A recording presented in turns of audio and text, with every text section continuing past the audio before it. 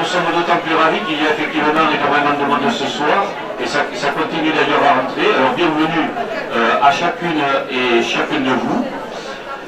Bienvenue aux habitants, parce qu'il y a quelques nouveaux habitants donc, qui sont entrés tout à l'heure et j'ai eu le plaisir donc, de faire leur connaissance. On aura bien sûr une pensée pour ceux qui ne sont plus là, qui ne sont plus parmi nous, et aussi pour ceux dont l'état de santé ne leur permet pas ce soir de pouvoir se déplacer. Alors bienvenue également à l'ensemble des autorités civiles et militaires. On pense aux pompiers, aux gendarmes qui sont toujours fidèles. J'aperçus également Monsieur l'abbé. Donc merci Monsieur l'abbé d'être là.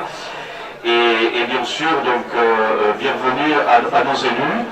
Et Jean-Claude d'ailleurs Deloued, qui est donc le maire de Tos et vice-président de la communauté de communes, fera une intervention donc, après les quelques mots que je vais vous indiquer et que je vais vous dire. Alors l'année 2017, donc année d'élection, a ouvert la deuxième partie triennale du mandat que vous nous avez confié de 2014 à 2020. Alors tout au long de ces 12 derniers mois, l'équipe municipale a poursuivi son travail pour que votre quotidien s'améliore. Les réalisations effectuées et les réflexions en cours alors, portent la marque d'action et d'investissement inscrits dans une vision de long terme, donc à 25, 30, 40 ans. Et nous allons donc aborder ici les grandes lignes donc, de ces opérations, et y compris les axes sur lesquels vont s'appuyer nos futures concrétisations, puisque nous sommes donc en réflexion sur un certain nombre de sujets. En matière d'éducation, alors l'éducation qui est pilotée donc par Cyril, notre premier adjoint, et une équipe très dynamique donc, de conseillers et de conseillers municipaux. Donc en matière d'éducation, l'année 2017 a été riche pour améliorer les conditions d'accueil, de restauration et d'organisation scolaire. L'ouverture du pôle restauration et de son self-service, liant autonomie et responsabilisation pour nos jeunes écoliers. Donc cette ouverture du pôle culinaire, du pôle restauration a été effectuée et nos jeunes écoliers sont également aujourd'hui appelés à trier leurs déchets. Donc il y a quand même de l'éducation environnementale qui s'effectue également à l'école. Alors cet investissement a pu se réaliser, c'est un investissement très conséquent. Il a pu se réaliser grâce à des aides financières, principalement de l'État et du conseil départemental. La municipalité s'est également associée à la forte volonté alors, des parents d'élèves et des enseignants pour un retour, alors dès la rentrée de septembre 2017, à la semaine des 4 jours. Et il semblerait que pour l'année qui vient, de nombreuses autres communes s'orienteraient donc vers la même organisation. Alors, en contrepartie, bien sûr, au niveau de la commune, nous élargissons l'accueil de loisirs sans hébergement.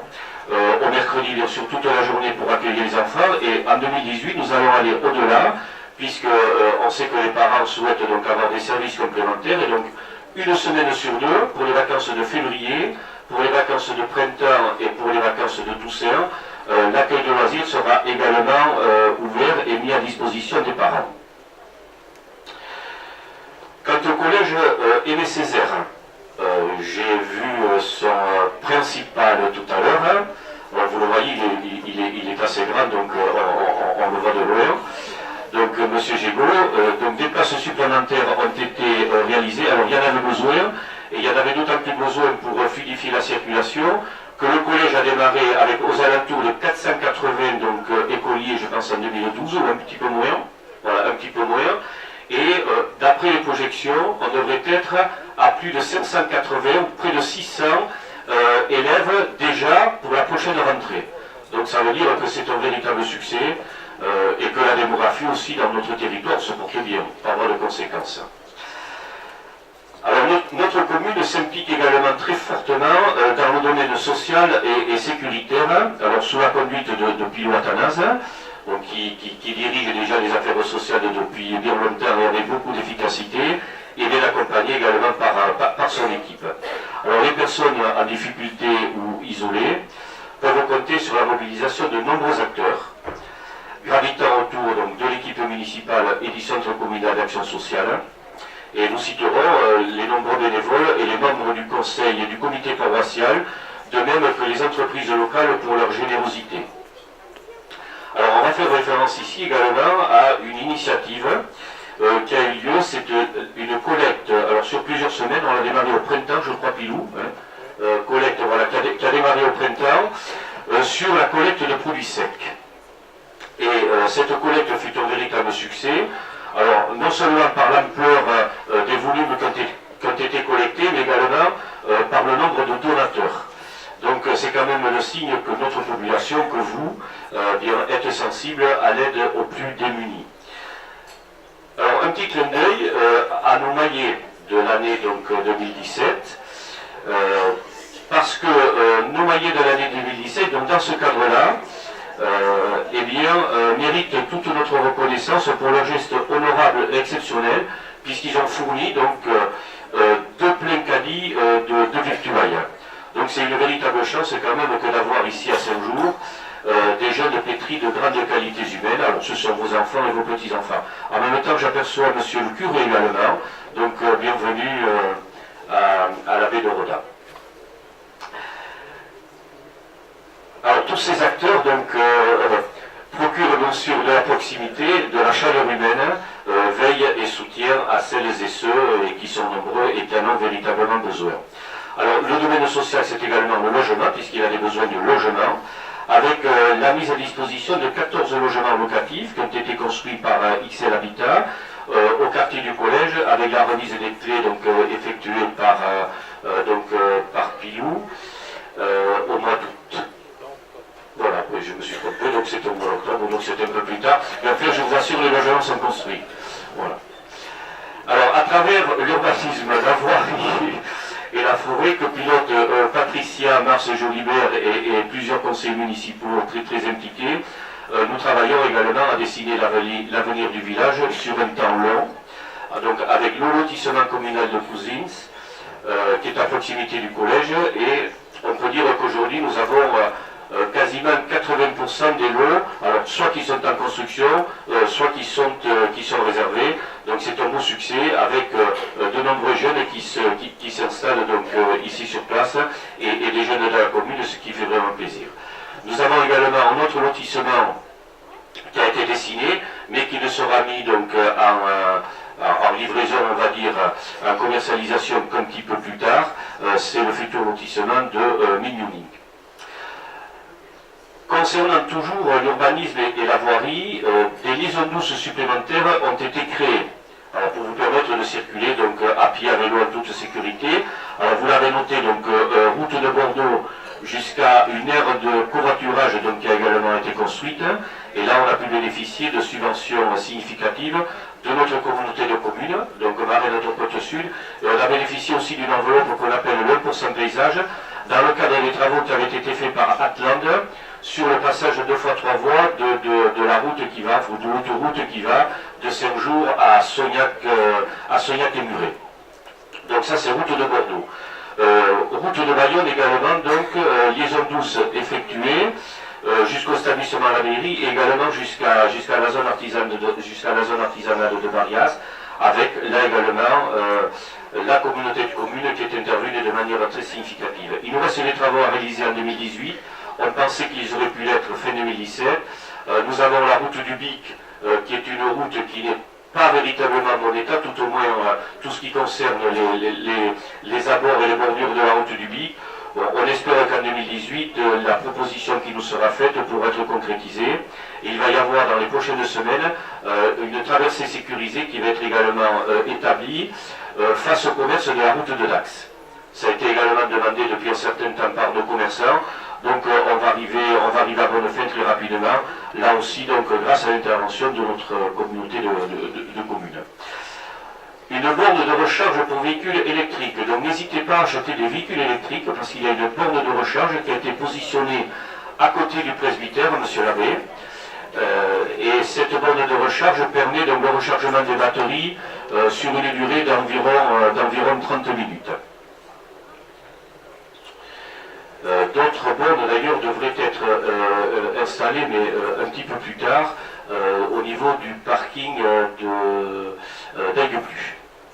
Alors, notre attention a également porté sur l'entretien et l'amélioration du patrimoine.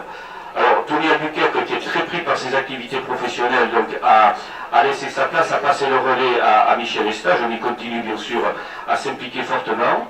Et cette année, donc, des travaux d'étanchéité ont été réalisés au groupe scolaire, au niveau des casquettes, vous savez, qui sont juste aux entrées, et qui étaient plutôt poreuses. Donc, ce travail a été réalisé. Il y a eu également de l'apport d'enrobé au niveau du parking. Voilà, donc des améliorations. La salle des sports, elle le nécessitait fortement depuis quelques temps, donc la salle des sports a été repeinte sur la partie extérieure, et le clocher de l'église et son escalier d'accès ont été donc également réhabilités. On bénéficie d'une deuxième tranche de travaux. Ces travaux ont été faits, puis on s'est rendu compte que finalement, des travaux en amènent d'autres, puisqu'on va devoir faire certainement rapidement de la réhabilitation de l'ensemble de la toiture. Donc dans un an, dans 2 ans, dans 3 ans, mais on va quand même essayer de le faire le plus rapidement possible en fonction de nos possibilités. Donc les travaux du clocher de l'escalier ont été financés en partie par l'État, la région et également le département. Alors le cimetière, donc les études ont été effectuées, donc le cimetière va bénéficier d'un tapis d'enrobé au niveau des 2 allées principales pour le mettre aux normes d'accessibilité pour les personnes à mobilité réduite. Normalement, les travaux devraient démarrer dans le courant du mois de février. Nous avons connu aussi le passage au zéro phyto, comme dans toutes les communes d'ailleurs. Alors ça a nécessité donc l'achat de matériel approprié. Alors là aussi, nous avons pu bénéficier de subventions significatives qui ont pu aller ou qui ont été, même je crois, jusqu'à 80%. Donc ce n'était pas rien. Bon, il a fallu mettre en œuvre également une réorganisation des priorités et des pratiques d'entretien pour l'équipe des services techniques, donc, qui s'est vraiment attelée avec beaucoup de dévouement donc, à cette tâche. Et il a fallu également de votre part une acceptation pour ces espaces et ces trottoirs qui sont entretenus différemment aujourd'hui selon les exigences environnementales. Le sport et la vie associative ont également tenu une grande place, même une très grande place dans nos investissements, avec Evelyne Luc et tous les référents associatifs au niveau du conseil municipal, là, qui se sont vraiment fortement démenés cette année et qui ont mobilisé une très grande énergie. Donc avec la création du terrain synthétique, donc terrain synthétique de foot, alors qui est mis à disposition des collégiens et de notre section football. Donc la mise à disposition a été faite début novembre, et ce qui fait plaisir, c'est que malgré les conditions atmosphériques, au moins on a les gamins qui peuvent utiliser ces installations sans être trop pénalisés, si vous voulez, par les conditions climatiques. Alors à ce niveau-là, on a pu bénéficier d'aide du conseil départemental et également de notre communauté de communes. Alors notre communauté de communes qui nous aide également financièrement pour la construction en cours de la couverture du court de tennis. Donc vous avez vu le hangar qui a été érigé et l'investissement sera terminé certainement donc, au printemps. Alors, tout n'est pas terminé parce qu'avec les jeunes du village, nous envisageons dans les prochains mois la réalisation d'un circuit. Alors, on appelle ça un pump park, c'est une sorte de skate park. Où donc les gamins, alors ce sont des gamins qui ont entre 10, 15, 16 ans, mais qui aussi un circuit qui peut concerner aussi des personnes un petit peu plus âgées ou plus petites. Donc c'est la possibilité de parcourir ces circuits en roller, en trottinette, en bike, en VTT. Alors, des gamins sont venus avec nous, avec Michel Estage et moi-même. Nous avons été visiter un site. Donc les gamins seraient enchantés si on pouvait faire à peu près la même chose. Et nous allons faire la même chose. Et en plus, on travaille de pair avec la commune de Tos, qui a également les mêmes objectifs et dans les mêmes délais. Voilà. Alors, il y a d'autres sujets également. Alors, réflexion sur l'amélioration, l'agrandissement, on va dire l'amélioration, la mise en meilleure accessibilité ici de notre salle des fêtes. Donc là, on a travaillé travaillé avec les associations. Donc le cahier des charges a été défini. On a fait notre dernière réunion au mois de décembre. Le cahier des charges a été défini. Et maintenant, il reste à mettre en musique tout cela pour qu'on puisse concrétiser donc, ces aménagements. Peut-être un démarrage vers la fin du deuxième semestre, parce que vous savez, il y a des procédures administratives qui sont très très lourdes. Et nous avons également un autre projet. Alors, celui-là n'est pas piqué des verres non plus, parce que notre salle des sports n'est plus adaptée. Ce sont des investissements qui ont été réalisés il y a 25 ans, des investissements qui à l'époque étaient de très très beaux investissements, mais voilà, les besoins ont évolué de manière significative, donc il va nous falloir lancer une étude donc, en partenariat avec nos associations et la direction du collège pour une construction nouvelle. On se fixe un délai de 3-5 ans pour construire donc, une nouvelle salle de sport. Donc on aura un dossier technique, d'abord il faut définir les besoins, on aura un dossier technique à monter et ensuite donc, ou en même temps on partira à la chasse aux subventions, parce qu'on aura besoin de grosses subventions, parce que ce sont des budgets qui sont particulièrement significatifs et pour l'instant on se gratte la tête pour savoir donc, comment on va pouvoir y arriver, mais quand on s'engage, on fait. Alors, nous sommes également attentifs à la dimension économique sur notre territoire, dont la dynamique est porteuse d'emploi. Alors, vous en avez entendu parler, donc malgré l'abandon du centre commercial par Imochan, le parc d'activité économique Atlantis Sud poursuit son développement avec à la fois l'implantation de nouvelles entreprises et aussi l'agrandissement d'existantes. Alors aujourd'hui, il faut quand même noter qu'il y a plus de 800 emplois donc, sur Atlantis Sud, et avec les projets qui sont actuellement en cours, on devrait très certainement dépasser les 1000 emplois assez rapidement.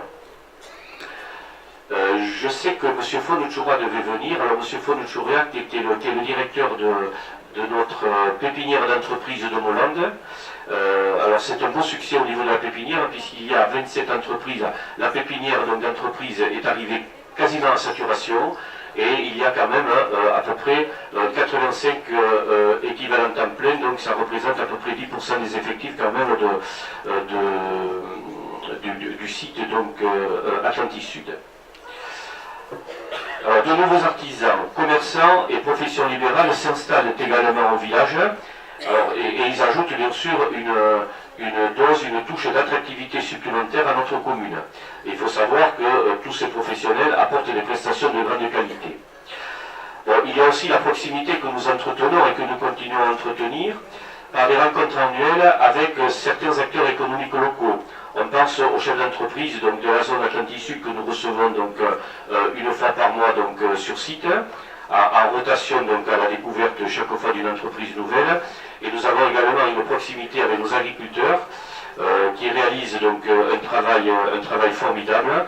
Et il faut reconnaître que ces rencontres et ces réunions se passent toujours de manière extrêmement conviviale, et y compris avec nos agriculteurs qui ont quand même, il faut reconnaître qu'ils ont la santé et ce sont des gens de grande convivialité. Et tout cela témoigne du respect que nous avons à leur égard. Alors, l'affluence constatée également à l'occasion du marché des producteurs de pays fin août, puisqu'on a eu quand même plus de 1000 personnes au marché des producteurs de pays, démontre le rapport direct et de qualité que souhaite le consommateur auprès du producteur. Et là, on est vraiment en circuit court et circuit de qualité. Alors cependant, la faible affluence du marché hebdomadaire, qui a été mis en place déjà depuis plusieurs années, à votre demande, de fin avril à fin septembre, nous conduit à réfléchir à son devenir. Nous avons donc décidé, alors, non pas de le supprimer, mais de le maintenir en 2018, mais sur une période un petit peu plus courte. Donc le marché va démarrer à partir du mois de juin jusqu'à la fin du mois d'août. Et pour encourager bien sûr les commerçants donc, à venir, vous savez, les commerçants qui viennent ont besoin de travailler. Donc on compte sur vous parce qu'il y a vraiment des producteurs de qualité qui viennent. Donc on compte sur vous pour pouvoir les faire travailler. L'élargissement de la portion d'autoroute entre Saint-Jour de Marraine, c'est-à-dire le passage en 2 fois 3 voies, qui est indispensable au plan sécuritaire. Alors, provoque des perturbations quotidiennes dans le bourg. Alors, vous l'avez constaté, vous le constatez depuis plusieurs mois, puisque nous subissons quasi quotidiennement, on va dire tous les matins et tous les soirs, des bouchons. bouchons répétés.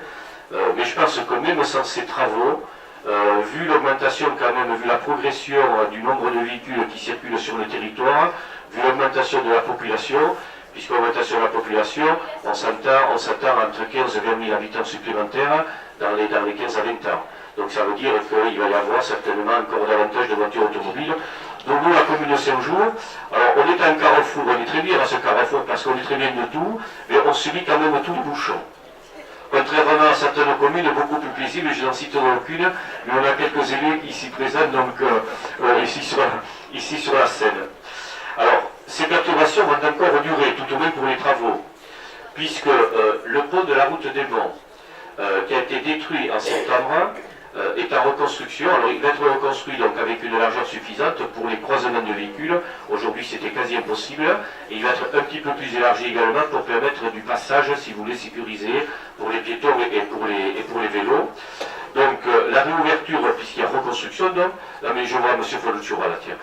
Donc la réouverture va avoir lieu certainement à la fin du mois de... à mi-année, à la fin du mois de juin, et ce sera la même chose pour le pont qui a été détruit. C'est le pont qui relie, si vous voulez, la 2 fois 2 voies venant de Dax, et qui permet de prendre l'autoroute à Saint-Jean pour aller vers Bayonne. Donc un pont a été détruit, il y a une déviation qui est en cours, donc là le pont sera reconstruit à la même date. Et enfin, c'est pas fini, parce que de septembre à décembre prochain, alors quand vous remontez donc vers le caillou de l'Asperge, vous trouvez le pont qui enjambe l'autoroute. Ce pont va être neutralisé, il va être fermé de septembre à décembre, parce qu'il a besoin d'être rehaussé d'à peu près 20 cm. Donc, imaginons dès à présent les conséquences qu'il va y avoir à 5 jours. Alors, et il faudra bien sûr qu'on soit extrêmement attentif sur tout ce qui concerne la mise en place des protections pour la mise en place des protections phoniques, puisqu'on a quand même été assez bien entendu donc, par ASF pour les protections phoniques. Donc maintenant, il faudra qu'on s'assure que ce qui a été prévu soit réalisé. Donc, créer les conditions du bien vivre à Saint-Jean, tout en se projetant sur le long terme, c'est vraiment une noble mission. Mais pour y parvenir, de nombreuses forces sont mobilisées. Alors, et mobiliser bien sûr le monde associatif, dont le rôle est indispensable pour créer et solidifier les liens entre nos habitants. Alors votre engagement, vous dirigeants associatifs, je sais que vous êtes nombreux ce soir, mais vous bénévoles, votre engagement n'est pas toujours reconnu alors que vous ouvrez toute l'année pour fédérer autour des mêmes passions et également pour éduquer notre jeunesse aux valeurs de respect, de solidarité, d'effort, de sacrifice et de tolérance. Et mobiliser le monde économique, avec donc vous, les artisans, les commerçants, les professions libérales, les chefs d'entreprise et les agriculteurs. Vous créez de la valeur, vous créez des emplois, des prestations et des services de qualité, et vous valorisez bien sûr par votre tissu dense l'intérêt de vivre à 5 jours. Et mobiliser également le corps enseignant. Donc avec bien sûr nos enseignants, Madame la directrice est excusée ce soir, avec nos enseignants du groupe scolaire Jean-Claude Darzac, et également bien sûr tous les enseignants et la direction du collège Aimé Césaire. Ce qu'il faut dire, c'est que votre compétence à tous et votre rigueur est vraiment reconnue. Donc il y a vraiment des enseignements de grande qualité ici à Saint-Jean, et bravo à tous. Notre personnel communal est également très engagé autour de l'excellent Jean Damestois, qui donc pilote toutes ces unités. Notre personnel communal qui, dans ses domaines d'intervention, administratif, sécuritaire, scolaire, technique, environnemental, connaît ses devoirs pour vous servir et mérite également d'être remercié. Et puis vos élus qui sont ici, alors vos élus, ils s'impliquent beaucoup pour vous. On ne s'en rend pas compte toujours, mais ils s'impliquent beaucoup pour vous. Chacune et chacun intervient avec beaucoup de détermination pour conduire les actions programmées. Alors là aussi, c'est souvent un travail de l'ombre, mais ô combien efficace. Alors les actions programmées, eh bien, soyez rassurés, le programme qu'on a écrit sera tenu, il sera non seulement tenu, mais il sera également dépassé. Donc on en fera le bilan dans 2 heures. Alors il sera dépassé parce que on essaie aussi d'être à votre écoute Et nos actions s'élargissent aux suggestions nouvelles que vous nous proposez et qu'on essaie de mettre en œuvre dès l'instant où on répond bien sûr à l'intérêt général et dès l'instant où nos finances permettent de pouvoir y satisfaire. Donc nous suscitons les bénéficiaires et c'est pour cela qu'on peut réaliser des investissements. Chaque fois que possible, bon, vous l'avez compris à travers la liste que je vous indiquais, chaque fois que possible, donc, on suscite des aides financières. Donc l'État intervient, la région est intervenue, le conseil départemental et notre communauté de communes, laquelle démontre toute sa solidarité territoriale par son soutien à la fois technique et financier très opportun. Et puis, mais Jean-Claude en parlera peut-être, bon, au niveau de la communauté de communes, on a une communauté de communes très dynamique, avec des élargissements de compétences supplémentaires, donc ça veut dire se remettre en cause en permanence, ça veut dire des incidences financières, ça veut dire gérer un budget, mais Jean-Claude, qui est le financier de la communauté de communes, gère les finances communautaires comme il gère sa commune, c'est-à-dire avec beaucoup d'efficacité et un très grand sérieux. Nous sommes très attentifs dans notre vision de long terme, à la gestion également de nos finances locales, donc comme à la communauté de communes. Ça veut dire que on a fait des choix, on ne peut pas satisfaire tout le monde, mais sachez que les choix que nous faisons, eh bien, nous les assumons et nous assumons les décisions que nous prenons. Tout ne peut pas être fait, vous l'avez compris, mais on essaie quand même de faire le maximum. Alors, je rappelle chaque année, la meilleure promesse est tenue, donc nos taux d'imposition pour 2018 ne bougeront pas non plus, on s'y est engagé jusqu'en 2020. Et en ce début d'année 2018, toute l'équipe municipale très motivée continuera à s'investir pour vous avec beaucoup de détermination et d'enthousiasme. Que cette année nouvelle procure à chacune et chacun de vous beaucoup de joie, de bonheur, avec cette même touche d'enthousiasme et d'optimisme.